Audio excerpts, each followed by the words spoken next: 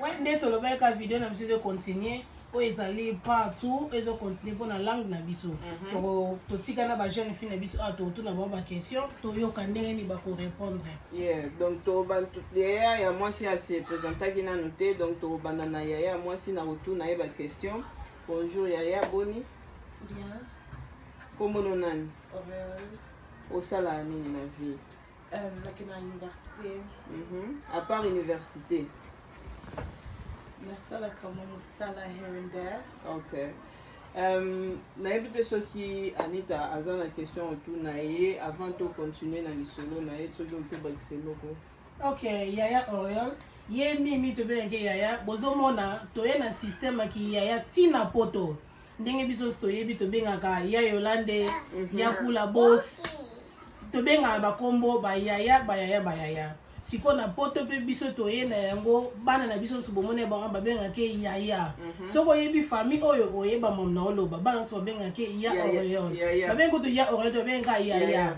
Bayeba kututa kombo na ngo bien te. Donc ata beba beta abota misika obengeka Yaya. Donc to ye pena na système akin to ye na ana poto pona relaxa bino pena ke biso tozo telemisa bendele pona langue na biso lingala. Voilà. Ok, Yaya Oriol anti-Claude Tunio soko sala ni bo tango ke na université. Si quoi c'est to ko ye ba université on sala nini? L'université na salle ka droit. Au salaire droit. Dans l'université, il y a un salaire droit. Donc, il y a un kuna, de sa pote, on a droit déjà. Si il y a merci de participer à cette émission de Lelo. J'espère que depuis que tu as comprendre la langue na biso lingala. Nayebi ke bino pe nanda kuna bino boloba français, boloba pe anglais, boloba pe lingala. Quand même bino ça va bo mixara trois langues wana. Mais si qu'on est remarqué na congolais, ba jeune fille pe le rôle bino ebele ba yebi ko loba lingala te. Pona nini ba parents na bon ba pekise ba ngba loba lingala na ndako na nzela, ba yebi ke lingala ezalanga soni. Voilà. Si ko pona yo olobi nini? Ya so linga ezalanga soni ou bien ezalanga photo le baron pesa langue na biso ya ba parents na biso. Am I saying this in Lingala? It's up to you. You can mix it. Okay, I'm gonna try and speak Lingala for you. Okay. Nakani cité que Lingala est langa soni because ba parents na biso ba Lingala. Faut comprendre. Faut que nous le bana grandma nanga na le baka français mais yé pas de ba Lingala. So I have to articulate myself in a language where my family can understand. Saying that Lingala is not Sunni is saying that you're ashamed of where you come from. I'm not ashamed of where I come from. I'm half Jamaican, I'm joking. I'm Congolese, I'm 100% Congolese, I'm not ashamed of it. So me being able to speak 3 languages is a gift, and a white man can't speak Lingala, French and English. So I'm proud that my parents enabled Lingala in me. I could speak Lingala if I wanted to, even if I have a bad accent. I'm proud of it. Okay. Siko ya na âge ni pena ko comprendre lingala ke ko mabe ko loba yango. Na comprendre Lingala from when I was born. Okay. Okay. Even though I used to speak French, Lingala was installed from young. When we're watching like the Congolese music, my family, I understand. Oyebi ke lobi point moko ya bien Congolese music. Siko ba parents oyo ba peksa bana bo balo balingala. Mais bana bango bayoka ba musique na ba mission na to yebi ba Fali ba Kofi surtout bino bolela ba Fali ba Kofi ba Ferré ba Héritier bino bolinga bango. Siko ba parents na ba boya bana ba bayoka lingala. Est-ce que ba yebi ke bayoka musique na lingala? Of course, it's hypocritical. You can't say that Olingi Mwana na Iwa Loba Lingala Dime, Bozo Yemba ba Nzimba Kunguli. It doesn't make sense. Because, like Fali's concert that went past, a lot of young kids went 18 to like about 30, and they're all singing in Lingala because Fali doesn't sing in English. Fali can't speak English. So Lingala is what they're speaking. Nanasi ba ndeko na biso nyonso tout peut-être ba au place bozali bozana en France bozana Irlande partout place bozali et là on y a lobby na anglais a lobby que conseil au fallait abetaki la plupart bana au bazalaki on a bazalaki na ba 18 ans 17 ans 16 ans celui pe 3 ans celui âge ni bazalaki na kati bande bango so bandolo balingala po fali festival fallait beta musique na lingala donc ça veut dire que bana na bando yoka lingala bando imba banzembu ya lingala yango eloko lobby donc tozo continuer baza ebele azaka ye mote siko yaya Auréole na biloko ba congolais lo ni yo lingara kolamba trop Boka yanga ya préféré est Pondu yeah favorite wana ozomona na famille na biso bana baliaka biloko mibale balela pondu na madesu wana kotena tokata yango te donc soki na famille oyo olia madesu olia pondu na biloko na biso ya chaque jour sikoyo ya Auréole yo lobi olinga kolamba pondu sikoyo mbala nsima soki toye kosala video totiki yo olamba okolamba mpe yo moko biloko nini okokotya na kati ya pondu aubergine, solo, Maggi cube, onions, bell peppers, cucumber, green onions, palm oil. Okay. And you just let it soak. A expliqué biloko ni tolamba na pondu. J'espère que bino su boyoki biloko balambela na pondu yangwana abaki se lorote alongele lorote. Donc abotami awa ezate ka yaki lo wa biso ya botami awa. Omona ke mama na ye asalaki effort ya kolakisa ye ndenge ni ya koyoka lingala, ndenge ni ya koloba lingala na ndenge ni ya kolambela. Pona yangona topesi mama na ye Yolande Isei veuve riche. Merci. Moi son nzamba zwaki ta ya kosala ye na musala makasi oyo asali tozo continuer sikoyo yaya nayebi te soki okozwa parole mpona nalingaki nazwa niki nalingai natuna yo mwa baquestion mpona oyo éclaircir nga moke parce que olobi ke osalaka mpe ozotanga nalingai kaka oyo éclaircir biso moke soki kotanga wana eloko nini ozosala mpenza mpo baabone na biso bacomprendre clairement. Yeah, an apprenticeship it's work, but you're learning at the same time in like what you want to do. Okay. Sikoyo yo na apprenticeship wana eloko nini osala parce que apprenticeship eza na makambo ebele oki ozala peut-être motu mosusu asalaka hairdressing na osala apprenticeship sikoyo yo subject na eza nini oyo osala? Well, I do business administration, so I work in the office, in the office life, photocopy, put things in place and things like that. Okay. Sikoyo na vi na soki Claudia na kati oto eloko oti koloba donc asalaka formation na bato boza na bamboka mosusu moi bato mosusu azalaka osala formation mais azosala mpe na aire wana mpe kaka donc par exemple lundi oke na formation lobi oke mosala eza loka bato baza bainfirmier tokendaka bato baa bainfirmier ta tokendaka classe au moins na 4 semaines oza na classe 2 semaines oza na placement oza stage donc eloko azomeka koloba yango wana tozosala stage okay donc to continue na yo lisusu oyebisaki biso na video na biso toleka oyebisaki biso ke olambaka madesu sikoyo na kotuna mwa biloko mosusu o expliquer bato ndenge nini okolamba madesu na yo soki lelo pena po tokosala video na yo olakisa baabone na biso ke oyebi olamba madesu sikoyo mpona kaka mwa moke o expliquer biso eloko nini oyo okoki kolamba nango madesu ndenge nini okolamba madesu na yo. Boil the beans. Talaka kamera kuna loba pe makasi. To boil, and then you chop up your tomatoes. You can put plum tomatoes if you want as well. You chop your onions, Maggi cube as well. You put it, and then when the beans are boiled, you put your tomatoes in and everything in, and then you just let it sit. Okay. En tout cas, bozoyoka bana biso ndenge balambaka wana azali mwana liboso ya ndeko na biso Claudia Kiaku donc topesi pe merci na Claudia Kiaku na musala sali ya kolakisa mwana na ndenge ni ya kolamba quand même ata lingala ngwazo pota nango mais ça va quand même voilà tozo continuer vidéo na biso c'est bon Niki au répondre bien merci mais nako lobaka ka faut ça l'effort loba avant to longa pana o lobela biso mo loko mona lingala vraiment poto mona ozoyoka na yo biso ozoloba mais ka ko choix ya kolobela o mo pe lingala o biso to tunyo to yo mo lobaka o lingo loba kaka eloko nyonso lingo loba eloko nyonso to okoyemba pe yemba okoyemba pe Bina na ndenge na yo. Bina na ndenge na yo. Wana eza nzembo na nyao na yemba ngo. It's a remix. It's a Congolese remix. Ah, ok. So à part Fabina na ndenge na mpona biyo po linga ba musique na biso ya olinga pe hérité non? Olinga Fali. C'est bon. Robino. Ok, auteur yemba nzebo moko Robino ka vite fait.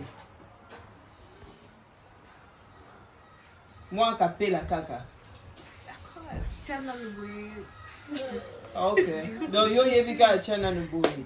Problème exact donc toke na yaya na biso moi si Liberty a se présenter qui Ye mwana suka ye o aza mwana suka Liberty Bless Liberty mwana mama Yolande Isei donc awa leo toza pa Yolande Isei kande na Isei bino veuve riche donc to continue o mwana suka na ye ye so yebi ye mambo lo babo mona keza ya solo alambaka asala muso po biso na bana biso to sarana te donc bo mona mambo ba lobo eza mambo ba vantir te eza te ke to yebi se bon bolo baboy donc next video na biso to sala ya kolamba bo mona bonde bo lamba bo mona bonde bo sa musala tozo continue Liberty otangaka oyebisi ngaki otangaka na yina yeba osala ne na classe nasalaka la psychologie français et anglais. Ok. Oza na 40e année. Première. Ok. Donc autant à peu près combien d'années? Ils ont 2 années après la kokende université. Ok. Si on a université ou que ça l'année? Nursing course. Wow. Donc yo Olandi nurse na biso boss lady Anita Mavita donc yé alandi lokolo wana donc apesi opesi mwana goût hein. Malgré corona mais il y a toujours l'espoir wana ake na nursing donc aza muto ko féliciter yo tolo bana famille tozo travailler dire okay, parce que biso bana tolingi bana batanga eloko liboso do yango wana kotanga nde yango wana donc na yebite soko linyo tu na ye le susu eloko moko so Liberty sorry olobi na classe na mito za na année nini première année 6 form c'est quoi 6 form na français eza année nini na po bande ko so ko comprendre lycée na lycée. Première année de lycée. Première année de lycée. Donc, à la première année, secondaire, non? 6e secondaire. À la 6e secondaire, na bande ko boza na Congo, na partout place bozali, à la 6e secondaire. Donc, à ça la 2 ans kuna po biso to benga ngo 6 form. Donc, stock ya silisi wana yango isa siko akene université. Donc, to lobela pe ma éducation to expliquer mo ba webisa so mo pour na éducation. Mais les gens pour la langue pour mona ke bana biso pe balobara langue trop donc to so na bango pe na lingala ba comprendre donc ka ndenge to so na bango siko Liberty soki neti mama zate tanga tika ona ndako ye moko abengi bless please lelo funa ya baba paya bimisi nga biloko na friva bi Liberty yo choose na choix na yo mama la bila bapaya na ye biloko nyoko bimisi la mami au préparer les mami tango ya olamba Dunda na Ngolo et Toko Salate Simone au Makemba. Ok, donc maman a bengi a ebise ke bless des abon na oyamba papa lelo bimisa blona lamba a bosana ko ebise bilona lamba donc yemuka buleke fona bimisa ndunda fona bimisa ngolo fo semule zala po makembe za po batu nyoso tuté balia semule oyoki abimisa la biloko wana asalaka yango so nasi Liberty à répondre à ma question est bien si qu'on a évité c'est besoin la question ya retour na biso pour la lingala toujours pour la langue na biso tozolo ba avant na to tuna question na eloko moko elinga na mutu na ngina tuna boza ba jeune fille o eza pona bino nyonso na ngina yeba lelo soki bino boboti bana na bino bo lakisa bango pe lingala gana ko lakisa bango lingala po eza langa luboka ya biso et ngapi na yebaka lingala et bango pe ifo ba yeba donc na sepene na réponse na bino bongo yo o like sabana no lingala loba mama makasi no like some bango lingala because mom speaks it, dad speaks it, everyone around us speaks it as well. Voilà. Si on dit que mekana kolobona na lingala bien. Mama alobaka lingala, papa pe alobaka lingala. Okay. bato nyonso tu balobaka bongo yango sikomoni bato bazolanda eloko balinga bayoka yango wana eyebi ke bato ebe balanda biso bayoka na bango anglais te yango moni tokosala foto balingala mpo message eleka na communauté na biso toka mpe kodeside lelo tosala yango ezalaka na anglais mais toboyi koyede bacommunauté mosusu tolingi nde toyede kaka na communauté na biso donc yango moni tozokoencourage bino so bajeune fille place bozali botala good example bajeune fille babotami awa. Of course you guys you know them baye koya te but just like you guys yango moni baye tozolasaka ke bango bayebi lingala bino mpe bosala mpe effort boyeba lingala ezalanga soni te please quick one mwana moko ayebisaki biso ke baparent na ye balobi lingala ezalanga soni eza too rude. What do you think? Okay. I think raison. Like un peu de fois comme like people around me speak Lingala, it comes across as rude, even though you're not trying to be rude.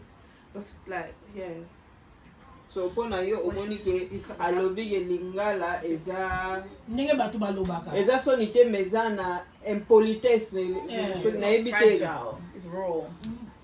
Bon wana selo ye selo ya lobi ke lingala emo bato baloba yango ebima lokola ezali udango baloba yango sino gros mot eza mwa trop dire mais ndeti impoli sikoyo biso atake bato yo tobotami na Congo biso bako lingala toko expliquer ye soki eza bongo beza bongo te sikoyo bless muto alobaki na yo bongo ezaka loka banager moi banager ta basonga na phone baganga trop adeko nde basola to banager pe na langue na bongo eza mystique to comprendre bato baganga bopoa nini eza ndenge mona lingala siko bana bato mso basoko sola lingala azoganga azoloba is not rudeness. It's not rudeness. It's the way mutazoloba. You see, like us here, we are talking with you guys. To swana te to sola normal. We didn't even add ba F word. Of course. To lobi angote. Mais so totally good na ba anglais. Bangonde baza bena rude. Po anglais aloba F. Aloba lobi F. Mais si go biso pa congolais tant to balingala biso. To kotisaka to kota ba mo wana ba gros mo wana te to loba angote. Donc muto ebisaki oke lingala eza langue moko eza rude eza très impoli eza bongote eza lokuta. Sikoyo na ebite soki niki what do you think? Est-ce que lingala eza rude or eza rude? It's the way I think it's the way French people speak French or Spanish people speak Spanish. It's not. It's just where you're from. You're embracing where you're from by speaking your language. Okay. So yeah, what do you think? I think going on from what my sister said, I don't think she meant rude. I think she meant it's raw. Okay. In a sense, like when someone, when someone cusses someone in Lingala, it's funnier in Lingala than it is in English. Yeah, it's just raw. Like it's straight to the point. Okay. Do you know what I mean? Because like you. Pour que peut un exemple moko neti push up. No, you be like in Lingala you be like pesanga look one up, but like in English it's like can you say please? Like can you give it to me please? Sikoyo ba para boyo kande bano bazoloba. Yana leki ba otikoloba ni moi emusunde tozalaka mama wana beze loko. Kumba mwana musuna nyango. Obosa nenda nuko. Rakaya pesa kana phone wana kuna. Mais siko biso ba anglais ba français de bazane baloba osenga mwana Rakaya can you give me that phone please? Omoni bango balinga toujours olobaka please olobaka s'il te plaît olobaka pardon siko selo bango bamoni ke linga lezali eza brutal ndenge tosengela ngo pusana kuna vanda kuna bango siko bamoni ngo eza brutal yango bango siko baokanisaka linga lezalaka brutal ezalaka rude ezalaka soki nini na wana balobaka na bango bakanisa bon mais or ke eza nango bongo te yango na moni voilà eza pe ça dépend ya mutu but non so baza bongo te biso to botani na ba Afrique tant on sait mutelo na bane pardon oko pusana kuna pardon na koza phone pardon ezo dépendre na éducation place oyo uteli au moins siko bato bazalaki bo excuser nga pona mona ina utiliser ke baza mal éduqué ou bien ba oba fingisa ba parents na bango yango moni bango balobi ke lingala ezala trop brutal mais or que ezala nango bongo te c'est bon tokoki ko zonga na biso na bité so ozala yeah, just what you said, like school education. But I think it's the person that said that to her. I think there's someone that have been around westernized people. They picked up from like the English culture, you know how we constantly say please. So they've just adapted to that. So they just compare it and see that is rude, but I don't think Lingala is a rude language. Okay, c'est bon. Yaya Oriol, Nikki and Liberty. Thank you so much for Thank you so much. Na show na biso. Now you guys, you're welcome. Anytime we need you, please be available for us. Thank you so much for having us. You guys remember, like, subscribe, and comment, share. Yeah. Oh, quick one. But go some more advice for about young like you guys about Lingala, please. Na English. Can you guys tell them? Keep trying to speak Lingala, even though our Lingala is bad. Like we're trying because Black Lives Matter. Exactly. After all of these protests, I'm telling you, people are gonna be they're gonna start embracing their culture. And this is the time to start embracing where you come from. There's no point being ashamed. We're fighting for our rights. So show the white man that you love where you come from and you love your culture. Thank you so much. Merci beaucoup. What did you say? Yeah, like I said, keep trying to speak your own language and embrace your culture more as well. Okay. Yeah, Liberty. Embrace your culture. Yes. Well done. Black Lives Matter. Balobini ni bolo bango together. Black Lives Matter. Yes. Well done. Donc, ba famille boyo ki biso nyo to sali ba na biso to sali effort pour no laksa bango langue na biso. Donc money and you guys pe koto bozana banda ku please try your best. Even you ba parents na bino bando laksa bino te ba try your best ya koye kola langue na yo. Boye bela tomorrow no one knows, only God knows. Voilà. To go ba go benga na biso lelo bino na ba parents na bino bo cap bo pack up tozongi Congo. Yo oyebi lingala te obi baloko étranger. Donc elo tenga to bara to pesi bino merci na bino suboto la biso. Please bande ko na biso bo s'abonner massivement. Come on. Subscribe ne makambo. Bo s'abonner. O eza Anita Mavita Show Lifestyle. Donc bo s'abonner. Po masolo eza kitoko. Bozo mona. Donc abonnez-vous, merci na batutu balandi biso, merci na ba o basi ba s'abonnaki, boti na rapé ba message, bo lo barana batuke, ba jeune maman moko boye, ba jeune fille moko boye, ba opé sa conseil. Donc merci na bien wat bolandi biso. To lingi bino mingi to next time. Na vidéo na biso prochaine. Love you all. Love you guys. Bye.